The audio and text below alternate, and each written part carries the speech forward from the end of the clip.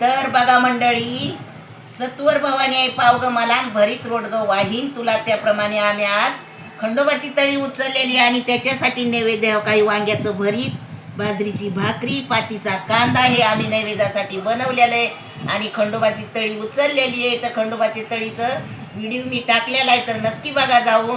तर अशा पद्धतीनं आम्ही आज चंपाषष्ठीचा कार्यक्रम केलेला आहे. तर गावच्या भाषेत म्हणलं तर सट नागदिवो बोलतात, इकडं म्हणलं तर चंपाषष्ठी बोलतात. तर आम्ही सगळे रीतिरिवाज, गावाला तर आपल्याला जाणं होत नाही देवाला ह्याला, पण इथं का व्हायना आम्ही सगळं करतो देवाचं सगळं. तर अशा पद्धतीने आम्ही सट नागदिव्याचा कार्यक्रम केलेला आहे, तळी उचललेली आणि तळीचा व्हिडिओ आम्ही चॅनेलला टाकलेला आहे. तर नक्की बघा आणि कसा वाटला आमचा व्हिडिओ आणि आमचा नैवेद्य ती नक्की कळवा. या मंडळी बाजरीची भाकरी आणि वांग्याचं भरीत खायला. हां.